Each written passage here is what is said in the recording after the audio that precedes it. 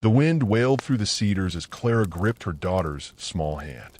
The ridge cabin stood battered but solid against the brewing storm, much like the boy who called it home.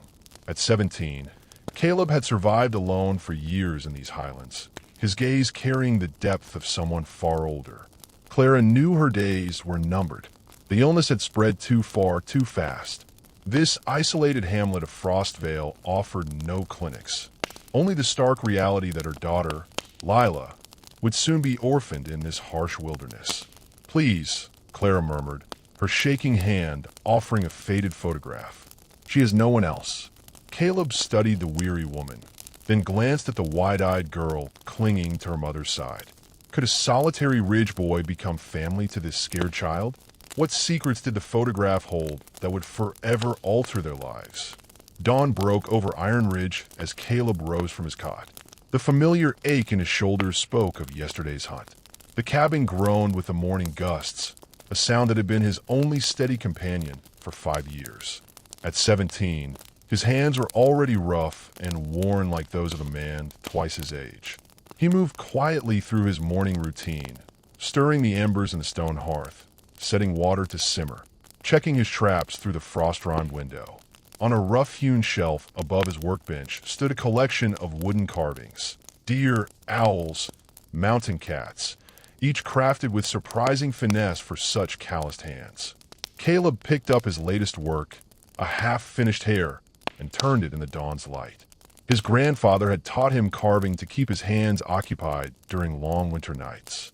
"Idle hands breed dark thoughts," the old man would say, his knife shaving wood with practiced ease. Grandfather had been gone for 5 years now. The fever took him slowly, then swiftly during a brutal January blizzard. At 12, Caleb had buried him alone, hacking through half-frozen earth until his hands bled. The folk of Frostvale, nestled at the base of Iron Ridge, had offered to take him in, but something in him had solidified that winter night. The ridge was his home, the old cabin his legacy. He tugged on his worn leather boots and stepped into the crisp highland air. The forest sprawled before him, a familiar wild that had both challenged and sustained him. The villagers called him the Ridge Phantom, a boy who appeared briefly to barter pelts and game before slipping back into the trees. Some whispered he was feral, perhaps dangerous. Others pitted the orphan who grew quieter each year. They weren't entirely wrong. Solitude had carved him like water shaping stone, gradually, relentlessly, until the sharp edges of grief had worn into quiet strength. Caleb checked his traps.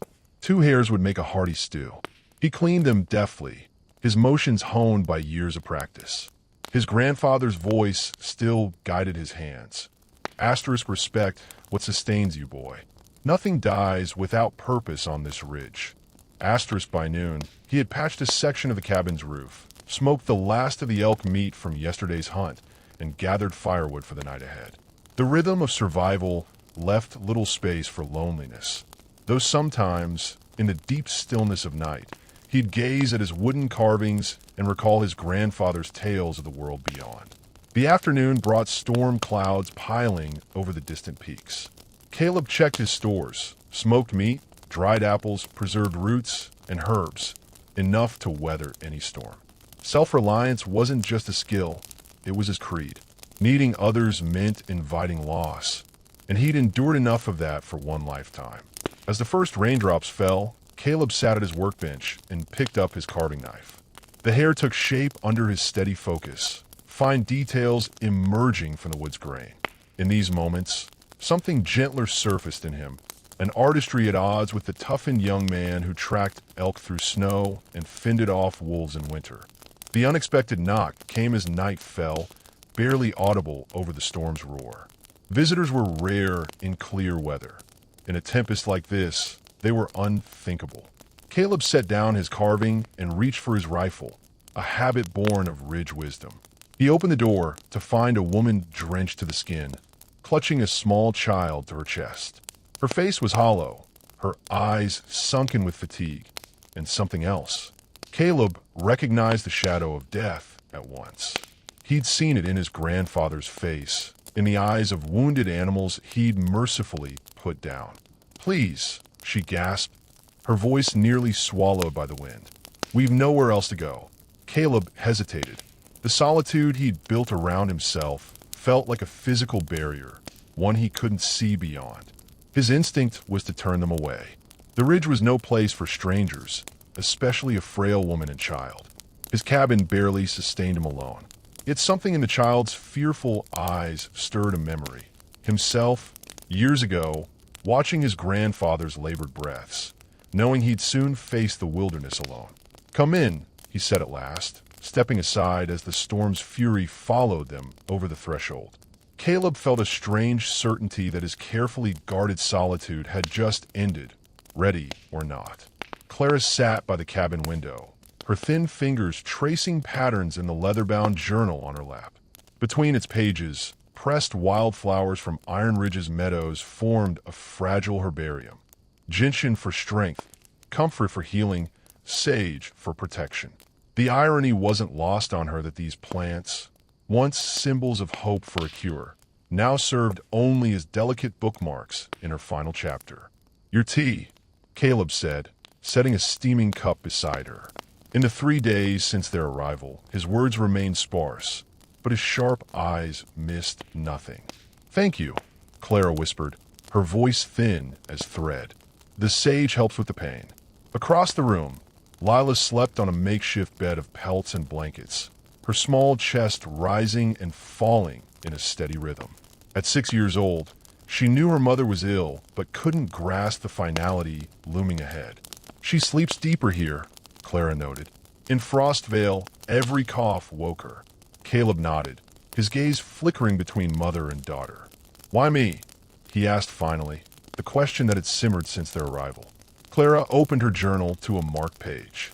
"Because you know survival," she said simply. "And because of this." She handed him a folded paper from between the pages, a newspaper clipping about a Ridge boy who buried his grandfather and refused to leave his home. 3 years ago, I read this in a doctor's waiting room. The doctor had just said my illness might respond to treatment in the city. We went, sold everything for those treatments. Clara's bitter laugh broke into a cough. All it bought me was time. When we returned to Frostvale last month, and I heard you were still here, I knew. Knew what? Caleb asked, uneasy with her certainty. That you'd understand what it means to be left behind. That you'd know how to teach her to survive. The following days fell into a strange rhythm. Mornings, when Clara's strength peaked, she sat with Caleb, sharing Lila's routines, her fears, her favorite stories. Afternoons, while Clara rested, Lila trailed Caleb around the cabin, watching his work with quiet curiosity. "She's like a shadow," he grumbled once, setting down his axe after splitting kindling. Clara smiled faintly from her bed. "She's studying you, learning." She does that. As Clara weakened, her journal entries grew more urgent. She wrote when pain kept her awake, recording everything she could about raising Lila, from treating fevers with willow tea to soothing nightmares with tales of clever hares outwitting foxes. The Frostvale doctor trudged up once, carrying what few remedies could ease her passing. Caleb watched from the doorway as the old man examined Clara, their hushed exchange ending with her weary nod. "Days," the doctor told Caleb privately before leaving. "Make her comfortable." That night, after Lila had fallen asleep, Clara beckoned Caleb closer to her bedside. "There's money," she whispered, gesturing weakly to a hidden pocket in her travel bag. "Enough for supplies through winter. Maybe school next year." Panic flickered across Caleb's face. "School? I never agreed to." "You promised to keep her," Clara cut in, a sudden strength in her voice. "As family. That means her future, too." Her hand gripped his wrist with unexpected force. "Promise me she'll have chances we didn't." Caleb's jaw tightened. Family. The word felt alien, even perilous. But he nodded, unable to refuse a dying woman's plea. Clara's relief was palpable. She slipped a locket from around her neck and pressed it into his palm. "Give this to her when she's older. There's a letter inside, and things she should know when she's ready." Later, as moonlight poured through the cabin window, Clara called for pen and paper. Her handwriting, once graceful and flowing, now quavered across the page as she wrote her final wishes. A makeshift will naming Caleb as Lila's guardian. With the Frostvale doctor as witness, it would hold legally. It's not just because you can teach her survival, Clara confessed as he took the document. It's because when you look at her, I see concern, not pity. She'll need that strength. Caleb folded the paper carefully. I don't know if I can be what she needs. Clara's tired smile carried a wisdom beyond her 32 years. None of us do. We just try and hope it's enough. The morning light filtered through the cabin windows as Caleb awkwardly set a bowl of porridge before Lila. The child stared at it, unmoving, her small fingers clutching a worn stuffed hair, its once white fur now gray with age and affection. You need to eat, Caleb said, his voice rough from disuse. He'd grown accustomed to days of silence, speaking only to himself or, rarely, to the forest creatures he hunted. Talking to a child felt like wielding a language he'd forgotten. Lila's eyes flicked toward her mother, who lay resting near the hearth.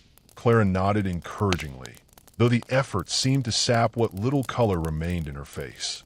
Hare doesn't like porridge, Lila whispered, her first words spoken directly to Caleb. He stared, utterly at a loss. His grandfather had never prepared him for discussions about the culinary tastes of stuffed toys. Clara's faint voice came to his rescue. Perhaps Hare would like honey with it. Caleb reached for the precious jar of honey he'd bartered for last autumn, a rare treat he saved for the bleakest winter days when sweetness felt like a distant memory. He added a small dollop to the porridge and slid it back toward Lila. "Try now," he said, then added stiffly, "Please." Lila studied his face with the piercing scrutiny only children possess before cautiously taking a spoonful. Caleb felt an unexpected relief when she kept eating. Later, while Clara slept, Caleb worked to mend a tear in his hunting jacket. Lila sat cross-legged on the floor nearby, whispering secrets to her hair.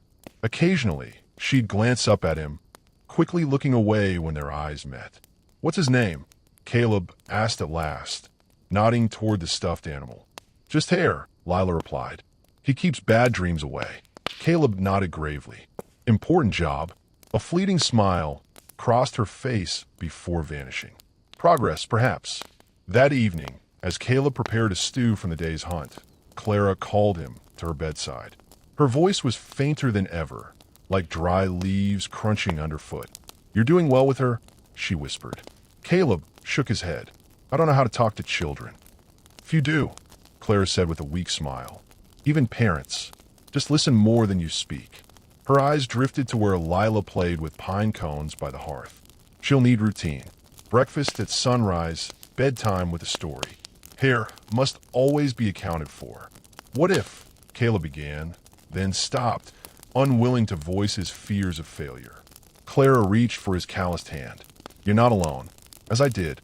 The next morning brought a rare moment of clarity for Clara, propped against pillows. Clara beckoned Lila to her side, then surprised Caleb by calling him over too. "Lila needs to learn about the ridge," she said, her breath ragged between words. "What's safe?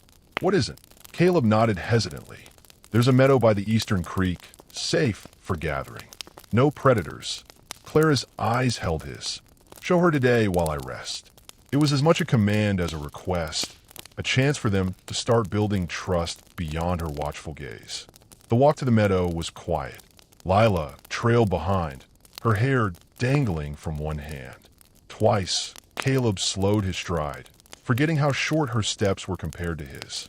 In the meadow, golden wildflowers swayed in the soft breeze. Caleb pointed out plants, naming them as his grandfather had taught him.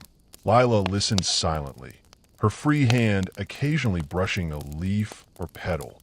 When a black kite soared overhead, Lila gasped and pressed against Caleb's leg in fleeting fear. The unfamiliar weight of her small frame against him stilled him. "Just a kite," he said awkwardly. "Hunting voles, not little girls or hares." "Hares safe?" she asked, clutching her toy protectively. "Yes," Caleb assured her, surprised by the gentle tone in his voice. "Your hare is safe with us." On the way back to the cabin, Lila tripped over a root. Without thinking, Caleb caught her hand to steady her. She didn't pull away, and they finished the journey with her tiny fingers curled around his index finger. A fragile connection, delicate as spider silk, but there. That night, as Caleb tucked a blanket around Lila's sleeping form, he noticed her hair had fallen to the floor. He gently placed it back in her arms, watching as she instinctively hugged it close. Something unfamiliar stirred in his chest. Not quite fear, not quite hope, but something in between. The change came swiftly, a steep decline that transformed Clara overnight. Her breathing grew shallow, her skin taking on the ashen pallor Caleb knew too well. He'd seen it in his grandfather's face during those final days. "We need the doctor," he told her, reaching for his coat. Clara weakly grasped his wrist. "No time," she whispered. "Paper in my bag." Caleb retrieved a folded document from her travel sack. The handwriting was unsteady but clear, a handwritten will naming him as Lila's guardian, with specific instructions for her care. He read it twice, the weight of responsibility growing heavier with each word. "I can't sign this," he said, his voice tight with panic. "I'm 17. The authorities. The Ridge is its own authority," Clara interrupted, her voice firm despite her fading strength. "Frostvale Council will honor it. The doctor witnessed it yesterday." Lila sat nearby, arranging pine cones in careful patterns, mercifully unaware of the conversation's weight. Her stuffed hair watched from her lap, button eyes glinting in the firelight. "She has no other family?" Caleb asked. Clara's gaze drifted to the worn photograph on the table, the one with the partially torn face. "None that can be trusted with her," she said simply. A coughing spell seized her, and when it passed, she motioned Caleb closer. "There's something you need to know about her father," she began, her voice barely audible. Caleb leaned in as Clara revealed the truth. About a man who'd abandoned them when Lila was an infant, about threats made in drunken rages, about the real reason they'd fled to this remote Frostvale. Caleb's jaw tightened with each whispered word. "If he ever comes looking," Clara's fingers dug into his arm with surprising strength. "He won't find her," Caleb promised, the words carrying a conviction that surprised him. Relief softened Clara's face. "The will ensures he has no claim. The Frostvale magistrate has a copy." By midday, Clara's breathing had grown so labored that Caleb sent Lila outside to gather kindling, wanting to shield her from her mother's worsening distress. The moment the door closed, Clara gestured urgently for Caleb to come closer. "Promise me," she gasped, each word draining her dwindling energy. "Promise you'll raise her as family, not as obligation." As family, Caleb felt a cold surge of panic. Family. The concept felt alien after years of solitude. He knew how to survive, to hunt, to build, to endure. But family, that was a language he'd nearly forgotten. "I don't know if I can," he admitted. Clara's hand found his. "Family isn't something you know. It's something you do. Every day." Her fever-bright eyes held his. "Promise me." Before he could answer, a knock at the door signaled the Frostvale doctor's arrival. The elderly man took one look at Clara, and his face grew somber. He examined her quietly, then pulled Caleb aside. "Tonight, perhaps tomorrow morning," he said softly. "No more than that. The pain medicine will help." As the doctor administered the tincture to ease her final hours, Caleb stepped outside, his lungs aching for fresh air. Lila was nearby, her small arms laden with twigs, her face tilted toward a sparrow singing in the cedar above. Looking at her, this small, vulnerable person who would soon depend entirely on him, Caleb felt utterly unprepared. What did he know of raising a child, of soothing nightmares, tending fevers, or answering endless questions? Yet when Lila saw him watching and offered a tentative smile, the first she'd given freely, something stirred in his chest. A strange warmth spread beneath his ribs, thawing a corner of the ice he'd kept around his heart since his grandfather's death. That evening, as Clara drifted in and out of consciousness, Caleb sat by her bedside and finally spoke the words she needed. "I promise," he said quietly, taking her frail hand in his. "I'll raise her as family." A single tear slid down Clara's cheek as she nodded. "Then I can go in peace," she whispered. Outside the cabin window, the first star of evening gleamed in the darkening sky. Inside, a reluctant guardian began the process of becoming something he never expected to be, a father. Clara slipped away quietly in the pre-dawn hours, her last breath a soft sigh that barely disturbed the cabin's stillness. Caleb had been awake, tending the fire, when he noticed the change, the subtle shift in the room when her labored breathing simply stopped. He sat motionless beside her bed for a long while, watching as the first faint light of morning gradually revealed her peaceful face. Lila still slept, curled beneath pelts in the corner, her hair clutched against her chest. Caleb envied her those final moments of innocence, the last dream before waking to a world forever altered. He had been 12 when his grandfather died, old enough to grasp death's finality. Lila, at 6, might not fully understand what it meant that her mother would never hold her again, never brush her hair or tell her stories. When Lila stirred, blinking sleepily in the morning light, Caleb knelt beside her makeshift bed. "Your mother's journey ended in the night," he said softly, using the Ridge terminology his grandfather had taught him about death. "Her spirit has gone to join the stars, but her love stays with you always." Lila stared at him, uncomprehending, then looked past him to the still form on the bed. "Is Mama sleeping?" "No," Caleb said gently. "She's not sleeping. Her body stopped working, and she can't come back. But Ridge folk believe our spirits live forever in the sky." He pointed upward. "Tonight, there'll be a new star watching over you." Lila's eyes filled with tears, but she remained silent, clutching her hair tighter. The quiet of her grief unsettled Caleb more than sobs would have. Children should cry, should rage against such unfairness. This silent acceptance felt wrong, somehow too grown for her small shoulders. Before Lila woke, Clara had left one final gift. Beside her bed lay a silver locket, carefully polished despite its age. Inside, Caleb found a lock of Clara's auburn hair tied with thread, nestled beside a tiny, folded note. He didn't read the message. The locket was for Lila alone, to be opened when she was older. By midday, the Frostvale elder arrived, alerted by the doctor of Clara's impending passing. The old man's weathered face showed no surprise at finding the mother already gone, only a deep compassion as he helped Caleb prepare for the Ridge's burial rites. The child should take part, the elder advised quietly, watching Lila sit silently by the window. It helps make the farewell real. Together, they wrapped Clara's body in her finest blanket, tucking wildflowers from her journal between the folds. Lila watched solemnly, then approached, holding out her hair. "For Mama," she whispered, "so she won't be lonely." Caleb knelt before her. "Your mother would want hair to stay with you," he said gently. "But maybe we can find something else of yours to send with her." After a moment's thought, Lila untied the green ribbon from her hair, one of her few cherished possessions. With careful reverence, she placed it between her mother's folded hands before stepping back.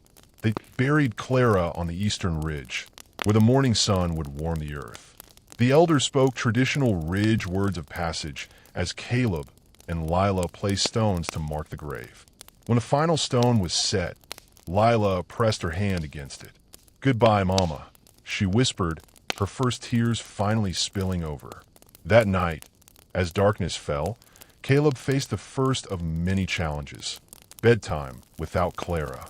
Lila stood beside her sleeping pelts, clearly exhausted but unable to settle. "Mama always sings," she said, her voice small in the cabin's quiet. Panic stirred in Caleb's chest. He knew no lullabies, had never sung to another soul.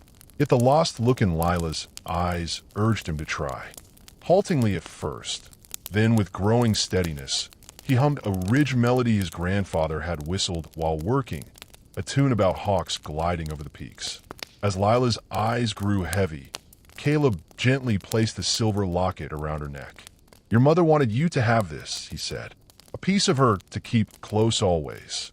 Lila touched the locket with curious fingers before slipping into sleep, her grief-worn body finally yielding to rest. Caleb moved his sleeping pelts to the floor outside her corner that night. Not close enough to intrude, but near enough that she'd see him upon waking.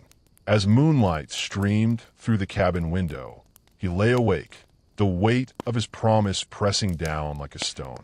He was no longer just a solitary Ridge survivor. He was family now, the only family Lila had left. A scream pierced the night, jolting Caleb from sleep. He scrambled to his feet, disoriented before remembering Lila. The child's nightmare cries had become a nightly ritual in the weeks since Claire's passing. "It's all right," he said, kneeling beside her sleeping pelts. "You're safe." Lila's eyes flew open, wild with fear, before settling on his face. "Mama was calling me," she whispered, from inside the Ridge. Caleb awkwardly patted her shoulder, wishing he had some innate gift for comforting a grieving child. "Just a dream," he said. "Try to sleep again." But sleep evaded them both. Caleb settled against the wall outside her corner, keeping his nightly vigil until her breathing deepened. Then, as he had every night this week, he slipped outside to split wood by moonlight, the physical exertion the only balm he knew for the knot of anxiety in his chest. Morning brought a break in routine. Lila, usually silent and withdrawn at breakfast, studied the porridge he set before her with clear displeasure. "It's lumpy," she said flatly. "It's food," Caleb countered, surprised by her sudden critique. "Mama made it smooth, with apples sometimes." Caleb sighed, running a hand through his hair.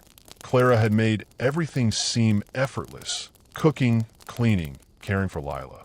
His attempts felt awkward by comparison. Yesterday's hare stew had been too greasy, the day before's bread barely edible. "I'll try again tomorrow," Caleb conceded. After breakfast, he spread a piece of birch bark on the table and began sketching with a charcoal stick. Lila watched curiously as ridges, trees, and the cabin took shape.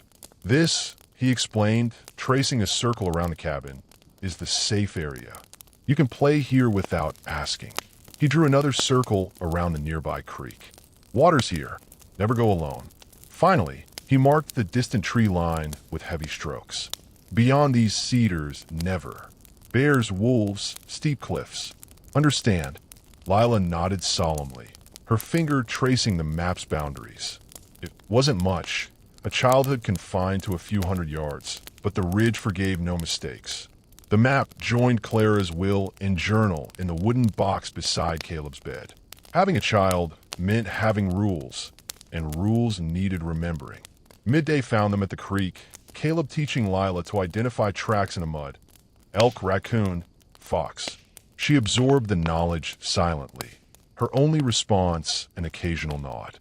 "Does your throat hurt?" he asked finally, unsettled by her persistent quiet. Lila shook her head, but offered nothing more.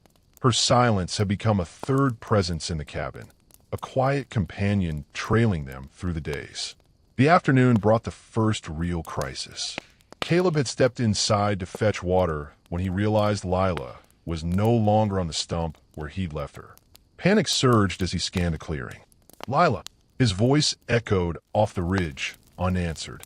He found her small footprints leading toward the creek, then veering dangerously close to the deeper woods. His heart pounded as he followed, cursing himself for looking away even briefly. A faint hum guided him to a small meadow just beyond his designated safe area. Lila knelt among wildflowers, gathering purple blooms in her small hands, oblivious to his fear. "What are you doing?" he demanded, sharper than intended. "These woods aren't safe." Lila flinched at his tone, clutching her flowers protectively. "For Mama," she whispered, to make her grave pretty. Caleb's anger dissolved as quickly as it had flared. Of course, she'd want to tend her mother's resting place. Clara had been gone only 7 days, a lifetime to a child, yet barely a moment. "Next time, ask first," he said, softening his voice. "I'll come with you." That evening, after placing Lila's flowers on the grave, they returned to the cabin in the gathering dusk. Caleb lit the lamps and prepared a simple dinner of dried elk and the season's first spring greens. Silence stretched between them, broken only by the fire's crackle. "Will you tell me about the stars?" Lila asked suddenly, her small voice startling in the quiet cabin. "Which one is Mama?" The question caught Caleb off guard. He moved to the window, motioning for Lila to join him. They gazed at the night sky, a velvet expanse dusted with silver light. "The brightest new one," he said finally, pointing to a twinkling star overhead. "Right there, watching over you."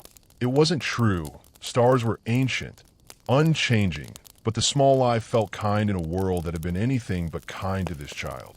That night, for the first time since Clara's passing, Lila slept without nightmares. The first frost came early that year, tracing delicate silver patterns that crunched under Caleb's boots as he inspected his garden. The ridge always gave warning before winter's full onslaught, and he'd learned to read its signs. Migrating birds in tighter formations, squirrels frantically gathering last stores, the sharp scent of snow on the wind weeks before the first flakes. "Winter comes early this year," he told Lila as they harvested the last of the root vegetables. "We need to prepare." She nodded solemnly, her small hands carefully placing turnips in the woven basket. 2 months had passed since Clara's death, and though Lila rarely spoke, she followed Caleb's instructions with quiet focus. "What happens in winter?" she asked, surprising him with the question. Caleb considered how to explain ridge winters to a child who had only known Frostvale's milder valley. "Snow deeper than you are tall," he began. "Days so cold your breath freezes. Nights when the stars seem close enough to touch." He paused, noting her widening eyes. "But inside will be warm, safe." The following days took on new urgency. Caleb intensified his hunting, bringing home hares, a young elk, and even a wild pheasant. Lila watched with quiet curiosity as he showed her how to smoke meat on racks above carefully tended fires, explaining how preservation would sustain them through months when fresh game was scarce. "Your job is berries," he told her, demonstrating how to sort the last of the season's blueberries and elderberries for drying. Her small fingers worked with surprising skill, separating overripe from perfect with careful focus. As they worked side by side in companionable silence, Caleb found himself studying her worn clothing with growing concern. Her dress, already thin when they arrived, had been patched multiple times. Her shoes, little more than cloth slippers, would never withstand snow. "We need to visit Frostvale," he decided aloud. Lila's head snapped up, alarm clear in her eyes. "I don't want to leave the ridge." "Not to stay," Caleb assured her. "To trade for winter things." The journey to Frostvale took most of the morning, Lila's small legs slowing their usual pace. Caleb carried a pack heavy with furs and smoked meat, valuable currency in the barter economy of ridge communities.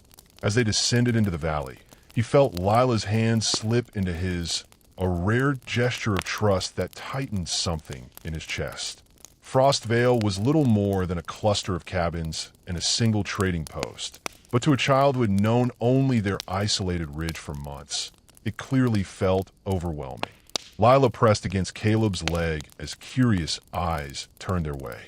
"Ridge Phantom brings a little shadow now," he overheard one woman whisper to another. Inside the trading post, Caleb spread his offerings before the shopkeeper. Prime furs, finely smoked meats, and medicinal herbs he'd gathered using Clara's journal as a guide. The man nodded appreciatively. "Good haul," he acknowledged. "What do you need?" Caleb gestured toward Lila. "Winter gear for her." The shopkeeper's wife emerged from the back room, her eyes softening at the sight of the small girl. "Clara's child," she said quietly. "We heard." She knelt before Lila. "Let's find you proper boots, shall we?" While the woman helped Lila try on sturdy leather boots lined with hare fur, Caleb selected other necessities: thick woolen stockings, a heavy coat, mittens, and a knitted cap. The cost far exceeded his usual trading, requiring nearly everything he'd brought. "Add these," the shopkeeper's wife said, placing a bundle of girls' dresses and undergarments on the counter. When Caleb began to protest, the cost now well beyond his means, she shook her head firmly. "No charge for these. Clara was kind to my mother in her final days. We pay our debts." The walk home felt lighter despite their packs. Lila stomped in her new boots, watching with delight as they left clear prints in the muddy path. Halfway up the ridge, they encountered the season's first snowflakes, just a few dancing specks that melted upon landing. Lila tilted her face skyward, eyes wide with wonder.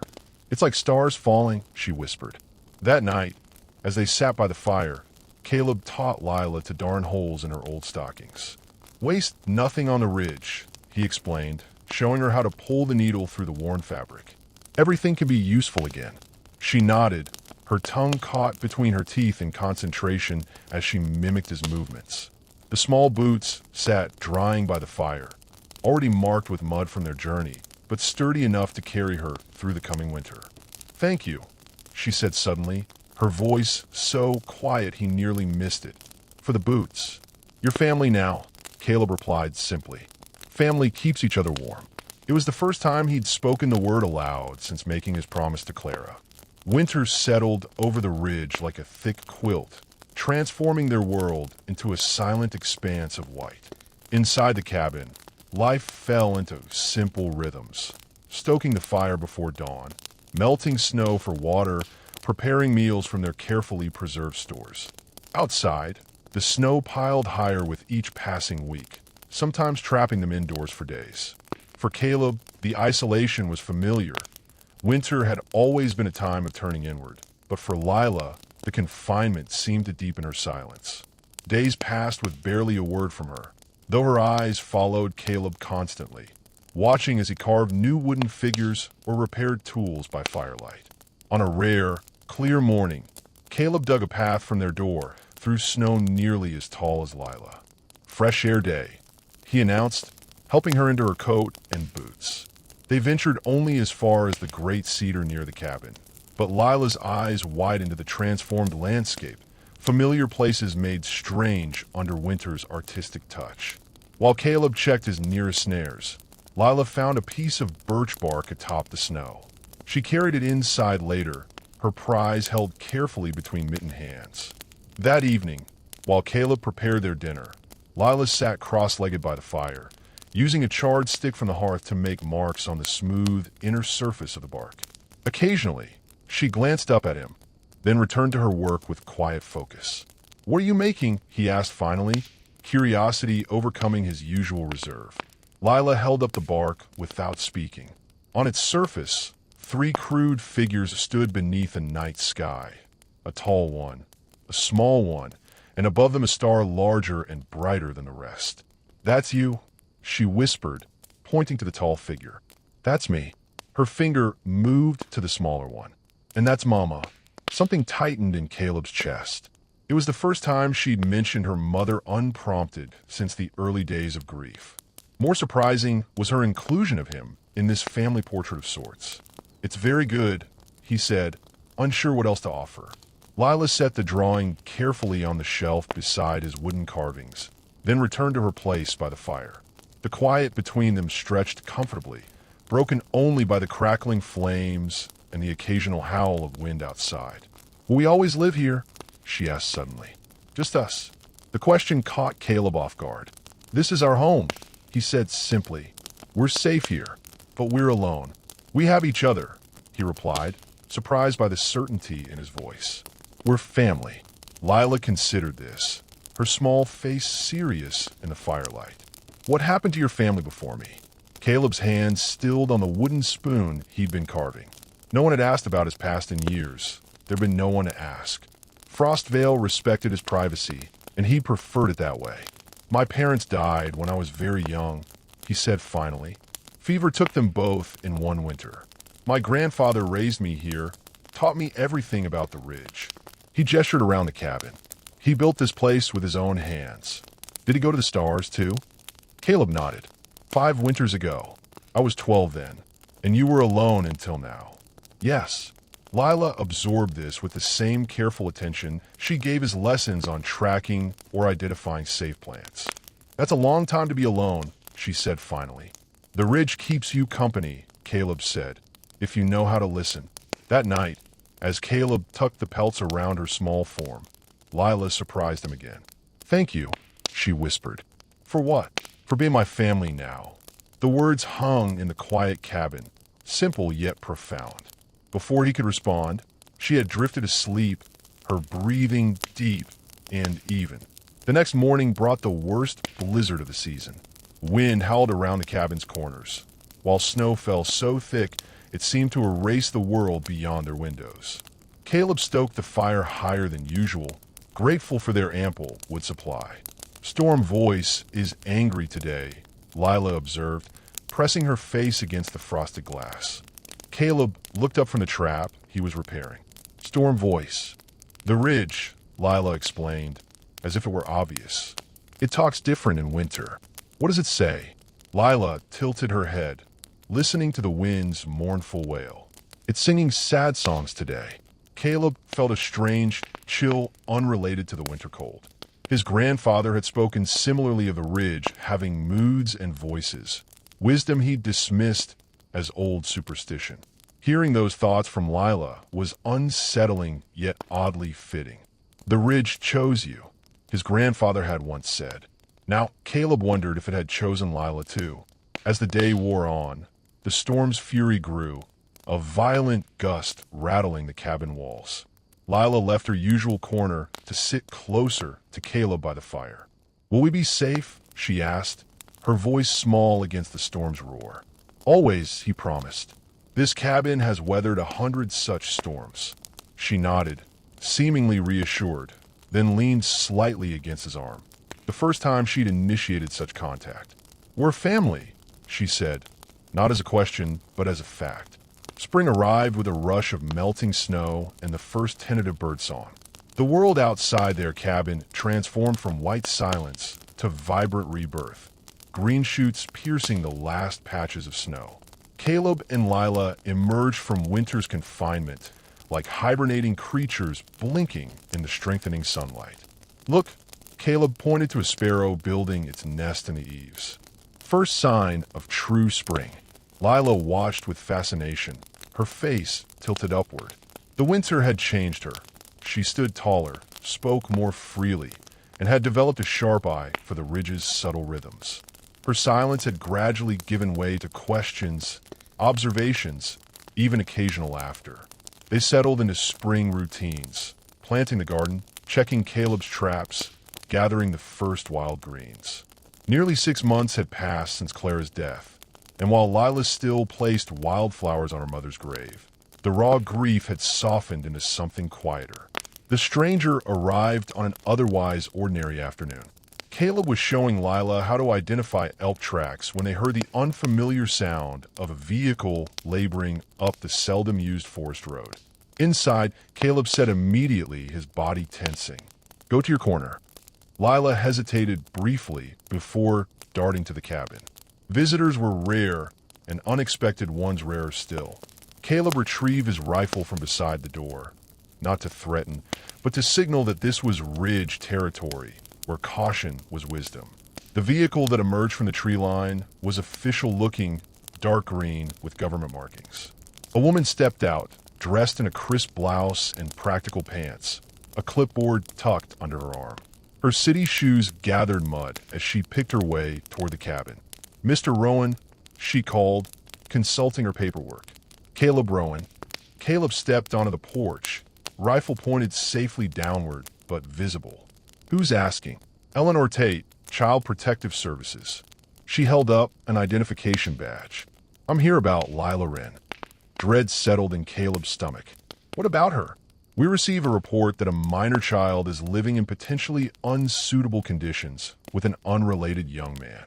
Her eyes scanned the cabin's rustic exterior. "I need to conduct a welfare check." "Who reported this?" "That information is confidential." She gestured to the door. "May I come in?" Caleb reluctantly stepped aside, setting his rifle by the door.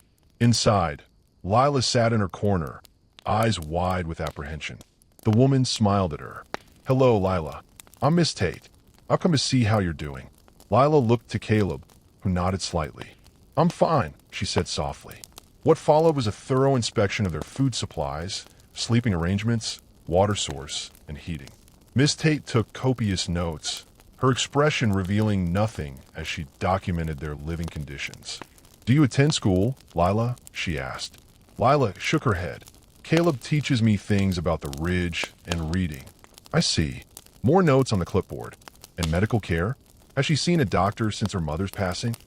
"The Frost Vale doctor checks on her," Caleb said, omitting that these visits were infrequent at best. Finally, Miss Tate asked to speak with Lila alone. Caleb stepped outside, hands clenched, fear twisting in his gut. Through the window, he saw the woman kneeling to Lila's height, asking questions that made the child's face grow increasingly distressed. When he was called back inside, Miss Tate's expression was stern.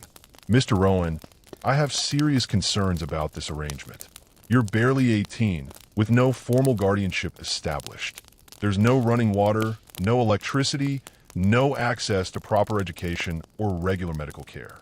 She straightened her papers. "I'll be recommending temporary placement for Lila while we evaluate the situation." "You mean take her away?" Caleb said, his voice dangerously low. "She just lost her mother. Now you want to take her from her home, too? This isn't a suitable environment for a child," Miss Tate insisted. "The foster system can provide no." Lila's shout startled them both. She ran to Caleb's side, clinging to his leg. "This is my home. Caleb is my family. Mama gave me to him." Miss Tate's expression softened slightly. "Sweetie, sometimes adults think they're doing what's best." "I have a paper," Lila insisted. "Mama's paper that says I stay with Caleb." Caleb moved to the wooden box where he kept important items. "Clara made a will," he explained, retrieving the document. "The Frost Vale doctor witnessed it. She named me as Lila's guardian." Miss Tate examined the handwritten will with a skeptical eye. "This isn't a legal guardianship. It's not filed with any court. It's Ridge law," came a voice from the doorway. The Frost Vale elder stood there, his ancient frame silhouetted against the afternoon light. "And in these parts that still means something." The elder stepped into the cabin, nodding respectfully to all present. "I heard you were headed up here," he told Miss Tate. "Perhaps we should discuss this further before any hasty decisions." Relief washed through Caleb as the elder explained Ridge customs to the increasingly frustrated government worker. The reprieve might be temporary, but for now, their small family remained intact. The visit from Child Protective Services cast a shadow over their Ridge sanctuary. Though the elder had convinced Miss Tate to postpone any decision, she'd left with a promise to return in 30 days with a formal assessment. "What will happen?" Lila asked that evening, her small face tight with worry. Caleb stared into the fire, weighing truth against the child's need for security. "She wants to make sure you're being raised properly," he said finally, "that you're learning what you need to know." "I am learning," Lila insisted, "about plants and animals and weather signs." "Yes," Caleb agreed, "but there's other knowledge, too. Things I haven't taught you because..." He hesitated, uneasy admitting his limits. "Because I don't know them well enough myself."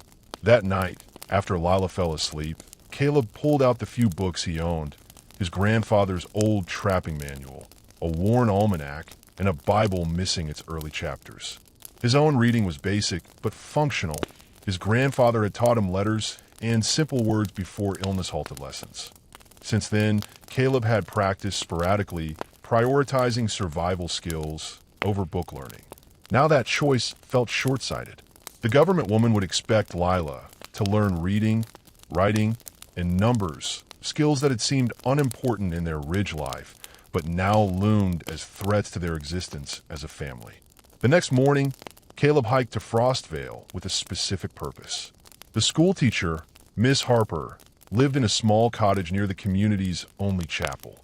Though barely 30, she had a reputation for kindness blended with no-nonsense efficiency. "I need help teaching a child to read," Caleb said after Miss Harper invited him in, surprise clear on her face at finding the Ridge recluse at her door. Lila ran. Miss Harper nodded. "I heard she was with you." She studied him curiously. "Why come to me now?" "Government's involved," he explained briefly. "They'll take her if she's not learning properly." Understanding flickered in the teacher's eyes. She disappeared into another room, returning with a stack of worn books. "Start with this primer," she said, selecting a thin volume. "Then these readers. When she's ready for numbers, use these worksheets." She added several papers to the stack. "What do you want to trade?" Caleb asked, mentally cataloging what furs or meats he could offer. Miss Harper considered him thoughtfully. "Bring Lila down once a week," she said finally. "I'll give her proper lessons for an afternoon. You can learn alongside her if you wish." Caleb's pride bristled at the suggestion that his own education needed supplementing, but practicality won out. Agreed, he said, extending his hand to seal the bargain. That evening, Caleb and Lila sat at their rough-hewn table, the primer open between them. A is for apple, Caleb read slowly, pointing to the letter and its picture. I know what apples are, Lila said. We dried some for winter. But do you know the letter that starts the word? Lila studied the unfamiliar mark. Her forehead creased in concentration. A, she repeated, tracing the shape with her finger.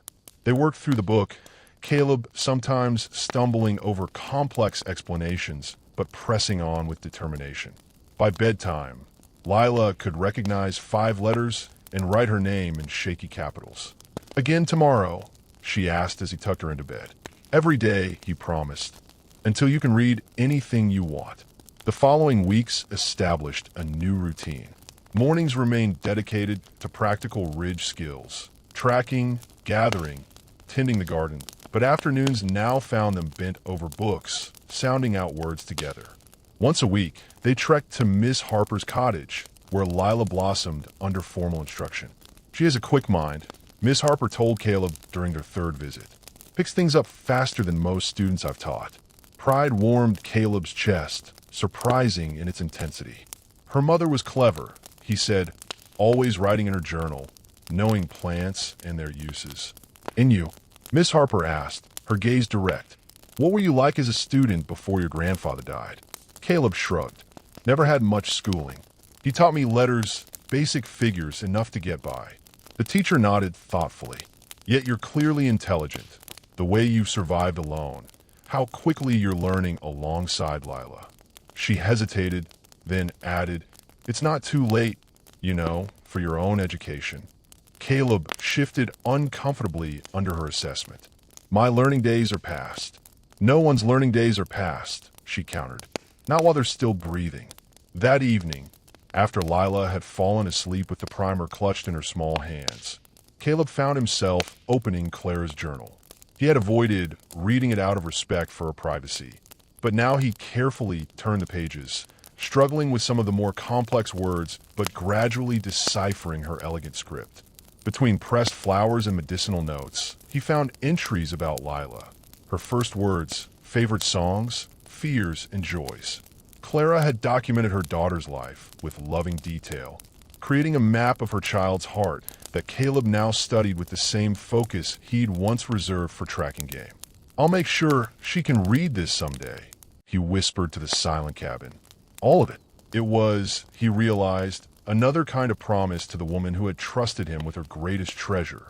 The forest awakened fully as April gave way to May, unfurling bright green leaves and coaxing wildflowers from the rich earth. With the warmer weather came the spring hunting season, a critical time to replenish their stores after winter's depletion. Today you help, Caleb told Lila as he inspected his bow and hunting knife. Old enough now, Lila looked up from a simple addition problems Miss Harper had assigned, her eyes widening. Really? Not just staying at camp? Caleb nodded. The government woman would return soon, and while Lila's reading progress was impressive, he knew their case would be stronger if he could show she was learning traditional skills too. More importantly, Lila needed to understand the Ridge's ways if she was to truly belong here. From the wooden chest where he kept his most valued possessions, Caleb withdrew a small object wrapped in soft deerskin. He'd worked on it during the evenings, carving and shaping by firelight while Lila slept. Every hunter needs proper tools, he said, presenting the bundle to her. Lila unwrapped it carefully, gasping when she revealed the small hunting knife within. Unlike his own weather blade, hers was crafted for small hands, the handle carved from antler and polished smooth with beeswax, the blade shorter but just as sharp. Mine, she whispered, holding it reverently. Yours, he confirmed. But a knife is a responsibility, not a toy. I'll teach you its proper uses. The morning sun had just cleared the eastern ridge when they set out, Lila's new knife secured in a simple sheath at her belt. Caleb carried his bow and larger knife, along with a small pack containing provisions and Clara's journal, which he found contained useful notes on edible spring plants. First rule of hunting, Caleb said as they entered the deeper woods. Move like a shadow, breathe like a breeze. Lila nodded solemnly, placing her feet carefully as he'd shown her, avoiding twigs and dry leaves. For a child, not yet 7, her natural stealth impressed him.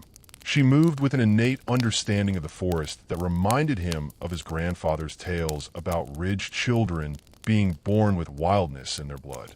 Look, Caleb whispered, kneeling beside a patch of disturbed earth. What made these? Lila studied the ground, her forehead creased in concentration. Elk, she guessed. Close. See how the tracks are smaller, more pointed. He traced the outline. Fawn, born this spring.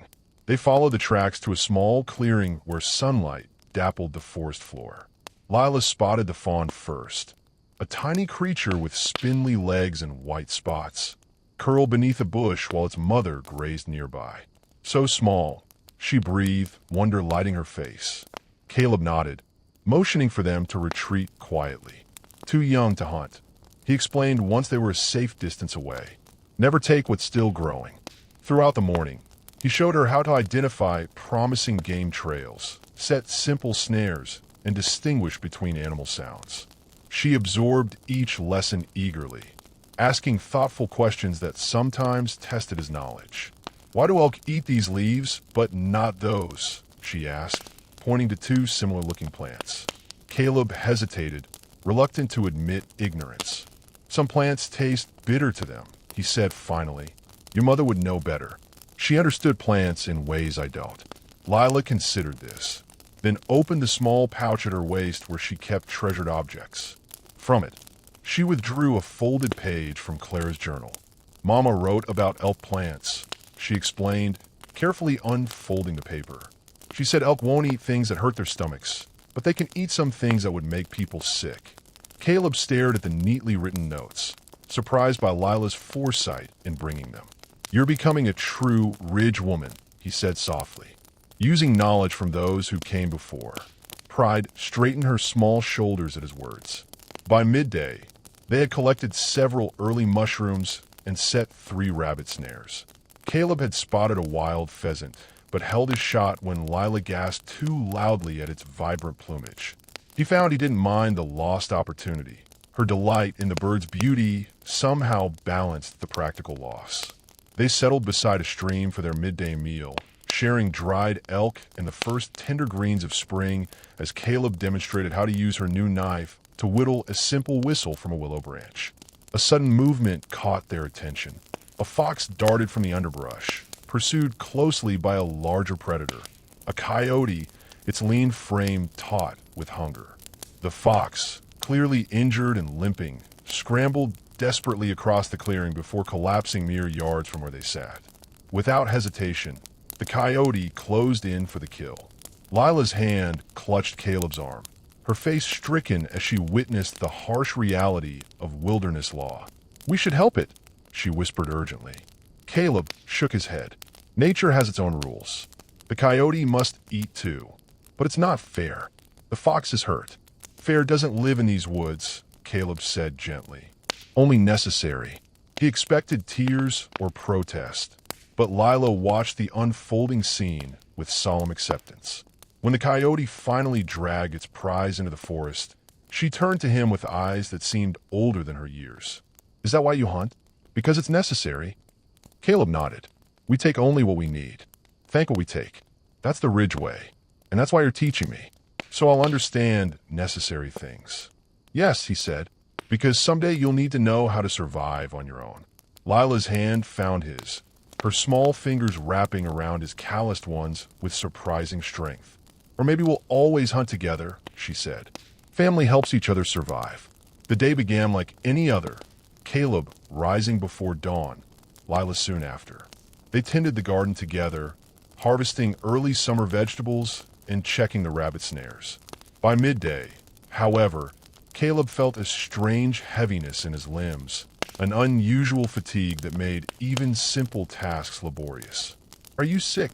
Lila asked over their evening meal, studying his flushed face with concern.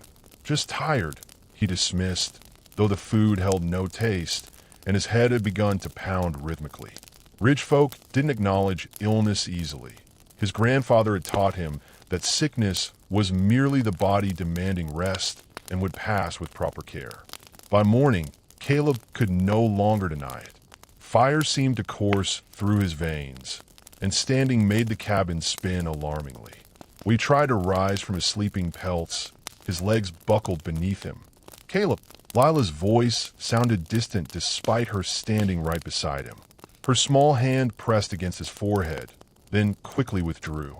"You're burning." He tried to reassure her, but his thoughts scattered like leaves in an autumn wind. "Water," he managed to rasp, "and willow bark for my pack." Lila brought the water, but shook her head about the bark. "Used the last when I had a toothache," she said. Her face, normally so composed, now showed clear fear. "Should I get to Frostvale, Doctor?"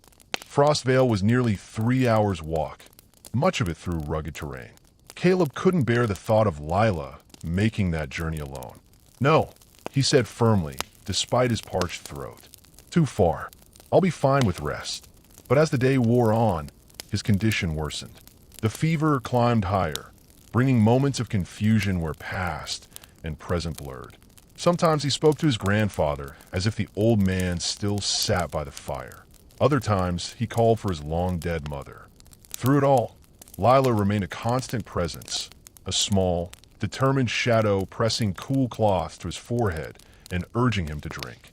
On the third morning, Caleb woke briefly to clarity, alarmed to find his strength further diminished. The cabin was silent, Lila nowhere in sight. Panic surged as he called her name, his voice breaking with the effort. No answer came. He struggled to rise, collapsing as dizziness overwhelmed him. Had something happened to her? Or worse, had the authorities returned and taken her while he lay helpless? The thought sent him into another bout of delirium. Fever dreams where he searched endless forests for a child who always remained just beyond reach. When awareness returned, the lights suggested late afternoon. A small figure stood at the table, grinding something with focused determination. Relief flooded Caleb at the sight of Lila's safe, followed by confusion about her task. "Where were you?" he croaked. Lila turned, surprise and joy crossing her face. "You're awake." She hurried to his side, her hands stained green. "I went to find medicine." "Medicine?" She nodded earnestly. From Mama's journal, for fever and chest sickness. Only then did Caleb notice the collection of plants on the table. Leaves and roots, some familiar, others not. Beside them lay Clara's journal, open to pages marked with pressed specimens. "You went to the forest alone?" Fear and pride wrestled in his chest. "I remembered where things grow," Lila said. "And I took my knife, just like you taught me." She returned to her work, mashing herbs with a stone in a wooden cup. When a mixture satisfied her, she added water and brought it to him. "Mama wrote that this tastes terrible but works fast," she warned, holding the cup to his lips. The bitter concoction made him grimace, but he drank obediently, moved by her resolve. "How did you know what to gather?" he asked when he'd finished. Lila sat beside him, her small face serious beyond her years. "I've been reading Mama's journal with Miss Harper's help. Mama knew all the healing plants." She touched the silver locket that never left her neck. "I think she's helping me remember." For the next 2 days, Lila continued her treatment, brewing fresh batches of herbal medicine, preparing simple broth from their stores, and keeping the cabin in surprising order for a child not yet 7. Each morning, she checked their perimeter, reset the simple alarm system of bells on string that Caleb had installed, and gathered fresh water from the creek. On the 4th day, Caleb's fever broke. He woke to find Lila curled asleep beside him, her hair clutched to her chest, dark circles under her eyes testifying to her vigilance. Careful not to wake her, he sat up slowly, strength returning to his limbs. The cabin was tidier than he'd ever kept it. Herbs hung drying from the rafters, dishes cleaned and stacked, the hearth swept. On the table sat a fresh bundle of medicinal plants, neatly tied with string and labeled in Lila's careful, childish hand. Fever medicine. When she woke, her sleepy smile at seeing him improved was like sunrise after the longest night. "You're better," she stated, pressing a now-practiced hand to his forehead. "Because of you," he acknowledged. "You saved me." Lila shrugged, but couldn't hide her pride. "We're family. That's what we do." Later, as evening approached and Caleb sat in the doorway watching the sunset, a realization settled over him. In teaching Lila to survive, he hadn't considered that she might one day need to save him. The child he'd reluctantly taken and had become not just his responsibility, but his partner in this ridge life. Summer blossomed across the ridge in waves of green abundance.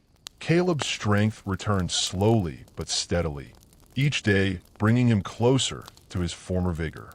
Lila hovered nearby during his recovery, her watchful eyes missing nothing, her small hands quick to assist when it faltered. The government woman had returned as promised, but found their situation much improved. Lila now reading at a level that impressed even Miss Harper, the cabin meticulously organized, and a formal application for guardianship initiated with the Frostvale magistrate's help. She departed with grudging approval, promising to return in 3 months for a final assessment. On a warm afternoon, Caleb sat mending a fishing net while Lila sorted through Clara's few possessions, a task she'd requested after noticing moths threatening the fabric of her mother's shawl. Everything should be aired and checked, she explained with a seriousness that sometimes startled Caleb, so adult in such a young child. Mama would want her things kept properly. He nodded, watching as she carefully unfolded each item. The green dress Clara had worn on special occasions, a knitted scarf, the leather satchel that had held their few belongings when they arrived. Lila handled each with reverence, occasionally pressing a garment to her face to search for any lingering scent of her mother. "What's this?" Lila's voice broke the comfortable silence as she held up a small cloth pouch sewn into the satchel's lining, nearly invisible unless one knew to look. Caleb set aside his netting. "I don't know. Your mother kept some things private." With careful fingers, Lila untied the bundle, tipping its contents onto the table. A folded paper fell out, along with something small that glinted in the afternoon light, a fragment of a photograph, yellowed at the edges. Lila unfolded the paper first, a letter in Clara's flowing script. Caleb turned away to give her privacy with her mother's words, but Lila's gasp drew him back. "Caleb, look." She held up the photograph fragment, her hand trembling slightly. "It's the missing piece." The worn family portrait Clara had carried, with its partially torn face, had sat on their small shelf since her passing. Lila retrieved it now, carefully aligning the torn edge with the new fragment. The completed image showed Clara, a younger Lila, and a man whose face was now fully visible. Caleb stared at the photograph, a strange coldness spreading through his chest. The man's features, the shape of his eyes, the set of his jaw, were unsettlingly familiar. "He looks like you," Lila whispered, glancing between Caleb and the photograph. "Was he your brother?" "No," Caleb said, his throat suddenly dry. "I had no brothers." But as he studied the face, memories stirred. His grandfather speaking of a nephew who'd left the ridge for city life, abandoning wilderness ways. "But my grandfather had a sister, and she had a son." Lila's eyes widened. "The letter," she said, pushing the paper toward him. "Read it." Caleb hesitated, then took the letter, reading aloud the words Clara had hidden away. "Asterisk, my dearest Lila, if you're reading this, I've left you with Caleb Rowan, your father's cousin. I never told Nathan where we fled after I took you away from him. He was becoming dangerous in his drinking, and I feared for both of us. But should anything happen to me, I wanted you with family." Caleb may not know the connection. His grandfather and Nathan's mother were siblings, making you and Caleb second cousins. The ridge blood runs in your veins, too, which is why I knew you would thrive there despite the hardships. Forgive me for keeping secrets, but know that every choice was made with love. Forever yours, Mama, asterisk. Silence filled the cabin as the words settled around them. Caleb reread the letter, pieces falling into place. Why Clara had sought him specifically, her certainty that he would care for Lila, the familiar determination he sometimes glimpsed in the child's expressions. "We're really family," Lila said finally, wonder at her voice. Not just because of promises. By blood. Caleb nodded slowly. Memories surfacing of his grandfather mentioning a nephew who'd married unwisely, who'd succumbed to drink after failing in city ventures. He'd been young then, and the connections of distant relatives had meant little to a boy focused on survival skills and ridge lessons. Is he still alive? Lila asked, touching the man's face in the photograph. My father, I don't know, Caleb admitted. I haven't heard anything of him. He hesitated, then added gently, Your mother took you away from him for good reasons, Lila. Some men aren't meant to be fathers. She nodded, her expression solemn. But you are. She studied the completed photograph again. I have his chin, and your eyes, the family eyes. The simplicity of her acceptance humbled him. While he grappled with this revelation that redefined their relationship, she had already woven it into her understanding of their world. Does this change things? Lila asked, suddenly uncertain. That we're cousins instead of what we were. Caleb considered her question carefully. We're still family, he said finally. The kind that chooses each other, and the kind born of shared blood. That makes our bond stronger, not different. Lila smiled then, the worry leaving her face. Lila carefully placed the now-complete photograph back on the shelf, positioning it so the afternoon light illuminated all three faces. The ridge chose well, she said, echoing a phrase Caleb often used to explain the natural order of things. It brought together what belonged together. Looking at her, this child who shared his bloodline, yet had come to him through such unlikely circumstances, Caleb couldn't help but agree. Some forces worked beyond human understanding, guiding lost things home. The summons arrived with the Frostvale Elder, a formal letter requesting Caleb's presence at the county courthouse regarding the matter of guardianship for Lila Wren. The date was set for the following week, leaving little time to prepare. What does this mean? Lila asked as Caleb read the letter aloud, her small face tight with worry. It means we must convince a judge that you belong here, Caleb explained, trying to keep his own apprehension from his voice. The elder, who had stayed to ensure they understood the gravity of the situation, nodded solemnly. This hearing will determine everything. You'll need to look respectable, speak clearly, and bring all documentation. Clara's will, the proof of your blood relation, records of Lila's education. What if they say no? Lila's voice trembled slightly.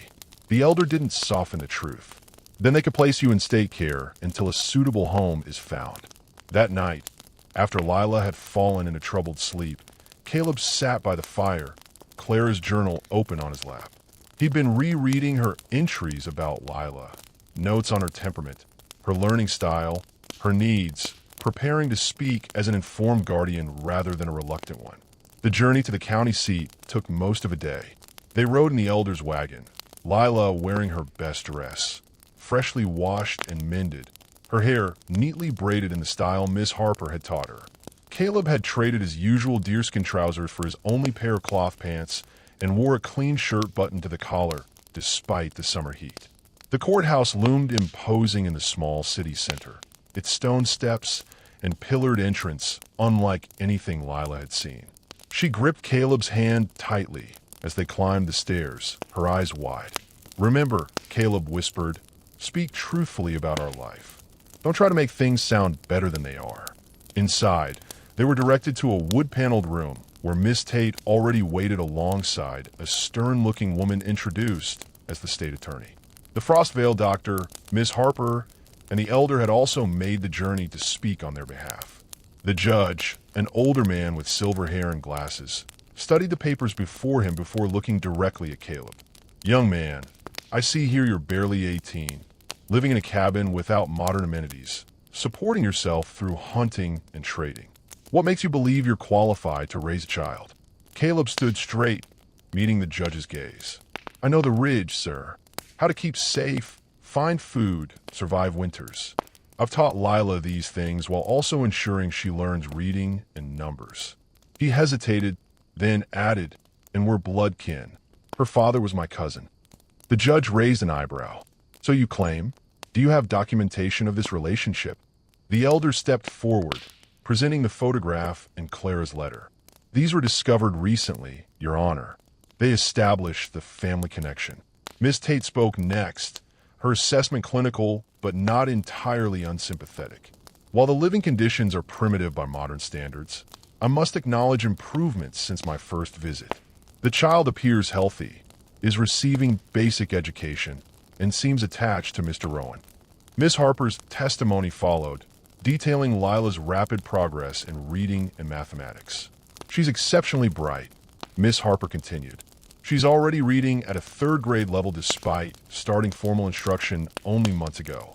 Throughout the proceedings, Lila sat quietly beside Caleb, occasionally looking up at him for reassurance. When the judge addressed her directly, she straightened in her chair. Lila, do you understand why we're here today? She nodded. Yes, sir.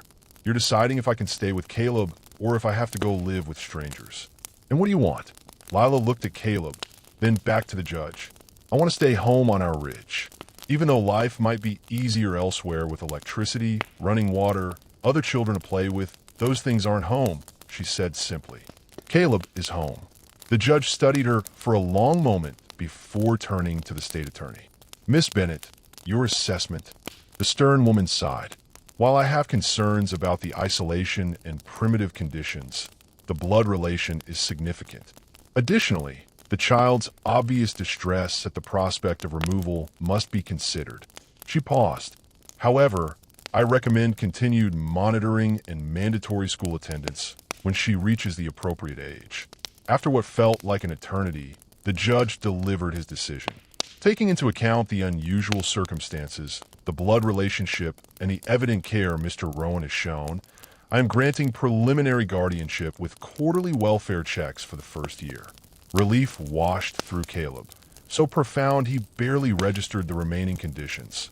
Lila must begin formal schooling by age 8. The cabin must meet basic safety standards, and regular medical checkups were mandatory. Do you understand and accept these conditions, Mr. Rowan? The judge asked. Yes, sir, Caleb replied without hesitation. Whatever is needed. As they left the courthouse, official guardianship certificate in hand, Lila looked up at the wide sky, then back to Caleb. Can we go home now? She asked, fatigue and relief evident in her small voice. Yes, he said, the word carrying more meaning than ever before. We're going home.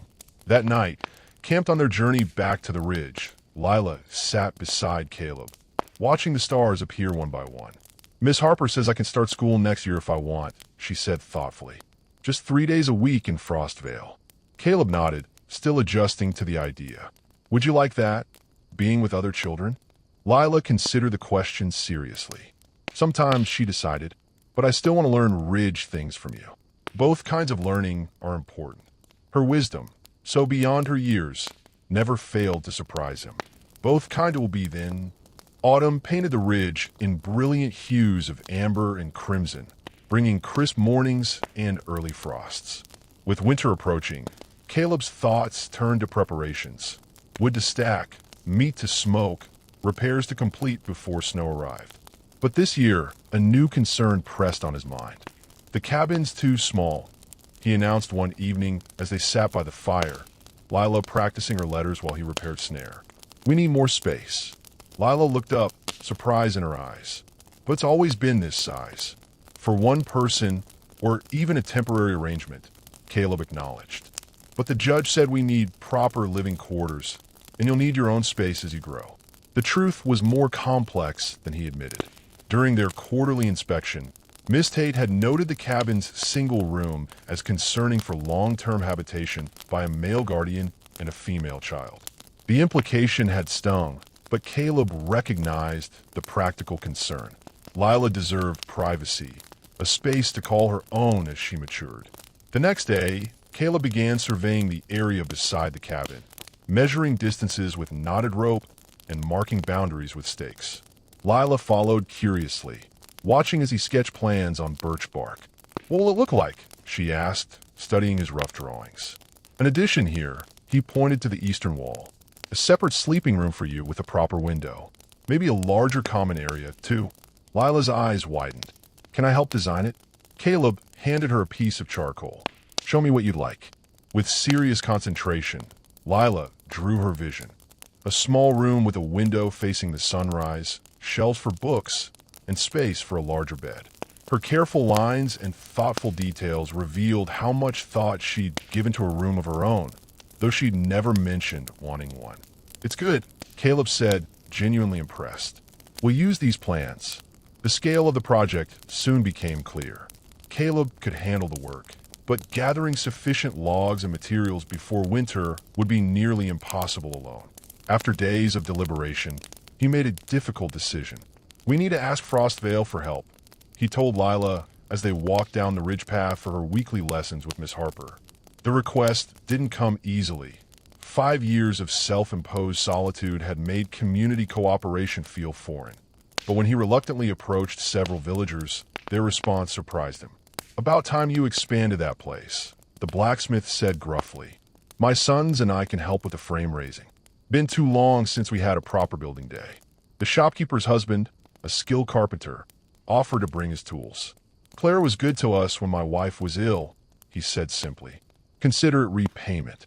Word spread through the small community, and by week's end, a building day was arranged. On a clear Saturday morning, a procession of Frostvale villagers made their way up the ridge path. Men carrying tools and supplies, women bringing food for a communal meal. Caleb watched their approach with a mixture of gratitude and discomfort, and used to so many people invading his sanctuary. Lila, however, blossomed in the activity. She darted between groups, proudly showing her drawings, answering questions about their plans. When Miss Harper arrived with 2 older students carrying books as a housewarming gift, Lila's face glowed with pride. "This will be my library shelf," she explained earnestly, showing where her books would go in the new room. The work proceeded with surprising efficiency. Men who had built together for years fell into familiar rhythms, raising the frame by midday. Women organized an outdoor kitchen, preparing a hearty meal while offering suggestions on the layout. Children gathered stones for a new hearth extension.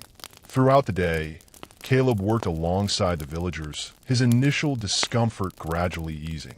These people had known him as the solitary ridge phantom, yet accepted without question his transformation into Lila's guardian. Their quiet support, expressed through labor and practical advice rather than intrusive questions, touched something long dormant in him. By sunset, the addition's frame stood complete, the roof partially shingled. The interior walls would take more time, but the major structural work that would have taken Caleb weeks alone, had been accomplished in a single day. As the villagers gathered their tools to depart, the elder approached Caleb. "Community takes care of its own," he said simply. "Always has on this ridge." That night, Caleb and Lila sat outside, studying the new structure silhouetted against the starry sky. Though just a frame with partial walls, it already transformed their small cabin into something more substantial, a proper home. "Will you build more rooms someday?" Lila asked, her mind clearly racing with possibilities. "Perhaps," Caleb replied, surprised to find himself considering a future beyond immediate survival. "What else should we add?" "A workshop for your carvings," she suggested immediately, "and maybe a room for guests for when Miss Harper visits in winter." The casual way she envisioned a future that included others, extending beyond their isolated existence, gave Caleb pause. Without noticing, he had begun laying foundations, literal and figurative, for a life more connected to the world beyond their ridge. As they prepared for bed that night, Caleb unfolded Lila's drawing of her room, studying it in the firelight. Alongside practical features, bed, shelves, window, Lila had drawn small details. Wildflowers in a jar, the wooden figures Caleb carved arranged on a shelf, a view of her mother's grave from the window. Not just a room, but a space that honored all parts of her life, past and present. "We'll finish it before the first heavy snow," Caleb promised. "Your own place in our home." Lila nodded sleepily, already drifting toward dreams, but still close enough to hear you if I call. The ridge stood silent under a blanket of fresh snow, the late autumn sunlight casting long shadows across the clearing. 1 year had passed since Clara's death, a year that had transformed both Caleb and Lila in ways neither could have imagined when fate first brought them together. Lila noticed the date first, marking it on the simple calendar they kept by the fireplace. "It's been a whole year," she said quietly over breakfast, her fingers tracing the day's number. "Since Mama went to the stars." Caleb nodded, watching her carefully. At 7, Lila had grown taller, her face losing some of its baby roundness. The silent, frightened child who had arrived on his doorstep had blossomed into a confident, thoughtful girl who split her time between Ridge lessons with him and formal education in Frostvale. Her grief, once raw and overwhelming, had mellowed into something more contemplative. "I want to do something special," she continued, to remember her properly. Throughout the morning, they worked separately on their tributes. Caleb retreated to his small workshop, the newest addition to their expanding cabin, where he carefully selected wood for carving. Lila spread her materials across the table in the main room, her tongue caught between her teeth in concentration as she worked. By midday, they were ready. Together, they climbed the gentle slope to Clara's grave, now marked with a ring of white stones and protected by a simple wooden fence Caleb had built to keep wildlife at bay. Summer wildflowers had long since faded, but Lila had carefully preserved pine boughs and late-blooming asters to place on the mound. "I made this," she said, revealing a carefully crafted booklet bound with thread. "It's stories about Mama that I remember. I wrote them down so I won't forget." Caleb thumbed through the small book, touched by Lila's neat handwriting and simple illustrations. Clara picking berries, reading stories, brushing Lila's hair before bed. Small moments of ordinary life preserved through a child's loving memory. "This is a precious gift," he said. "Your mother would be honored." Then it was his turn. From a deerskin wrapping, Caleb produced a stone marker he had carved over several days. Unlike his usual wooden crafts, this had been painstakingly chiseled from Ridge granite, the letters deep and permanent. Clara Wren, beloved mother, who entrusted her greatest treasure to the Ridge. "It's beautiful," Lila whispered, running her fingers over the carved words. "Now everyone will know who rests here." Together, they placed the marker at the head of the grave, securing it firmly in the frozen ground. Lila arranged her preserved flowers while Caleb built a small stone cairn beside the marker, a Ridge tradition to guide spirits home. "Should we say words?" Lila asked, suddenly unsure of the proper ritual. Caleb, equally uncertain, nodded slowly. "Whatever feels right to say." Lila closed her eyes, her small face solemn in the winter light. "Thank you, Mama, for finding us a home. For knowing Caleb would be my family when you couldn't be here anymore. I'm learning reading and numbers like you wanted, and also how to survive on a ridge." Her voice caught slightly. "I miss you every day, but I'm not alone." When she finished, Lila looked expectantly at Caleb. He cleared his throat, uncomfortable with spoken emotion, but understanding the importance of this moment. "Clara," he began hesitantly, "I've kept my promise. Lila is safe, healthy learning. She brings light to places that were dark for too long." He paused, searching for words adequate to express the transformation her daughter had brought to his life. "Thank you for trusting me with your greatest gift. She has become mine too." They stood in silence for several minutes, the ridge breeze whispering through the cedars around them. Finally, Lila reached for his hand. "I think she heard us," she said with childlike certainty. As they walked back to the cabin, Lila recounted memories of her mother. Funny stories, small kindnesses, daily rituals that had shaped her early years. Caleb listened, offering his own observations from the brief time he had known Clara, helping Lila construct a fuller picture of the woman who had connected their lives. That evening, they shared a special meal. Elk stew made from Clara's recipe that Lila had found in her journal, with dried berries for dessert. As darkness fell, Caleb added extra logs to the fire, creating a warm glow throughout the cabin.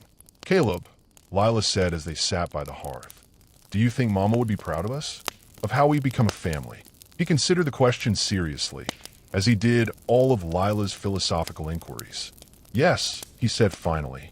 "I think she will be very proud of you. How brave you've been, how much you've learned, and perhaps surprised at me."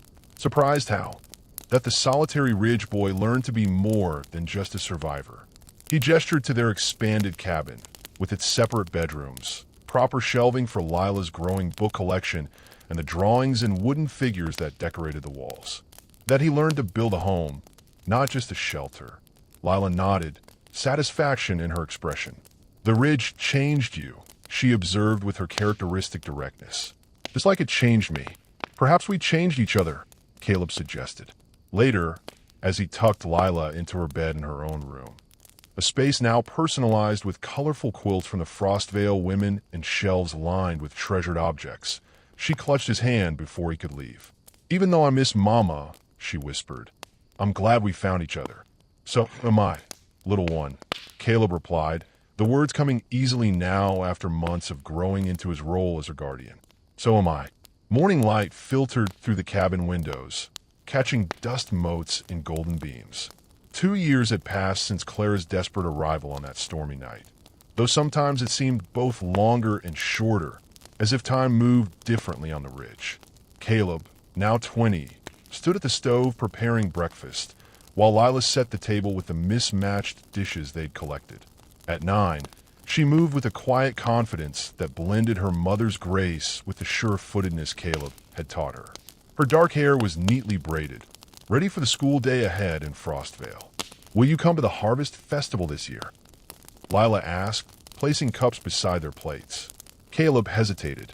Though he now visited Frostvale regularly for Lila's school, trading, and occasional community work, large gatherings still made him uneasy. The solitary habits of 5 years weren't easily broken. Miss Harper says you should, Lila continued, sensing his reluctance. She says you're part of the community now, whether you like it or not. A smile tugged at his lips.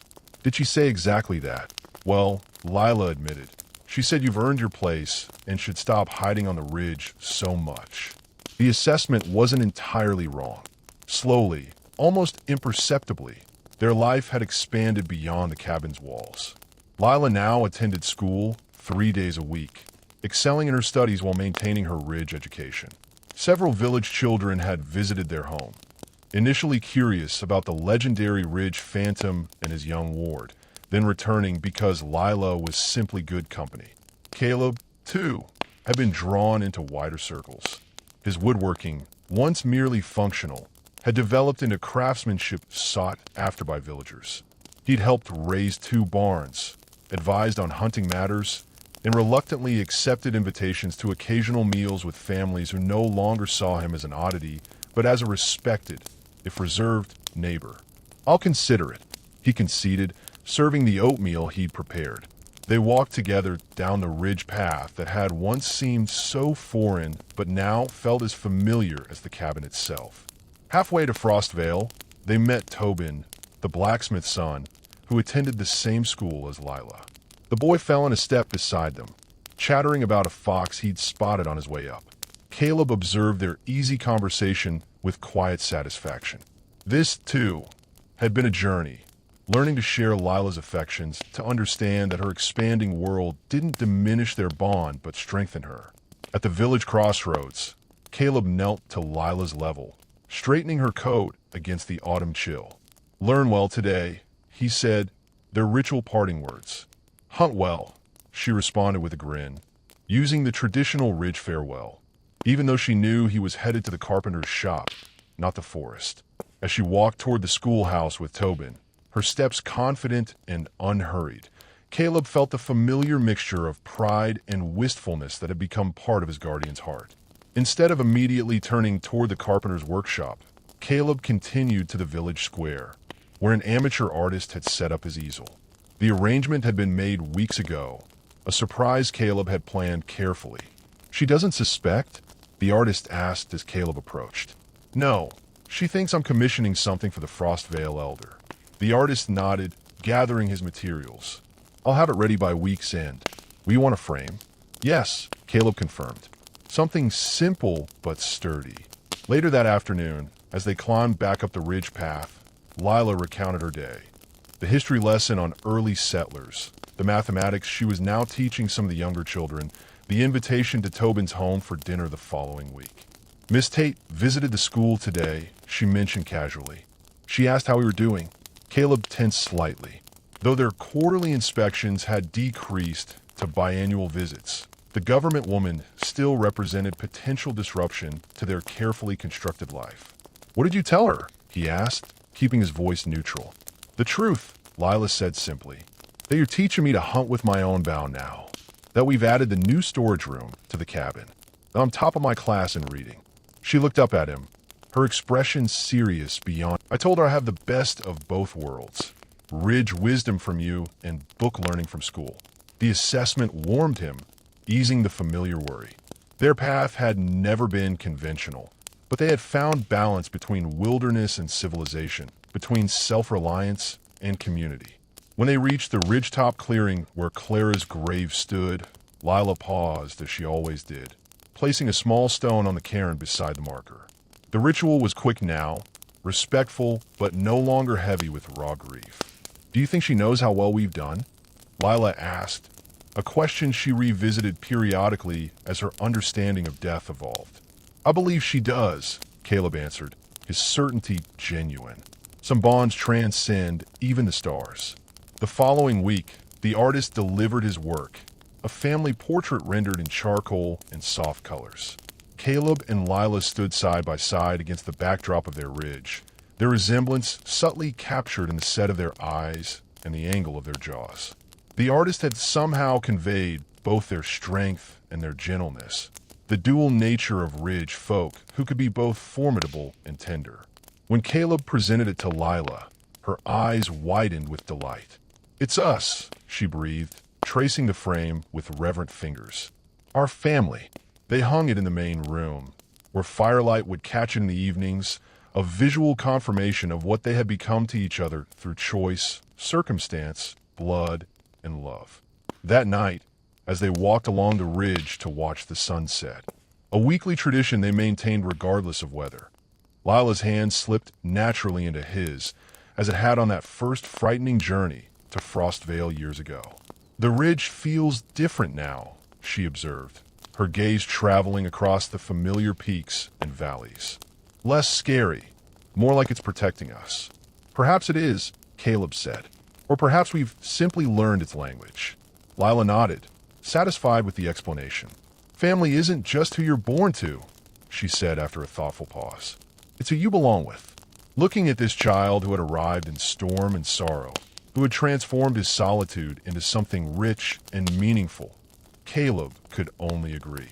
Family, like the ridge itself, wasn't defined by conventional boundaries, but by deeper truths, by who remained when storms passed, by who walked beside you on difficult paths, by who made a shelter feel truly like home.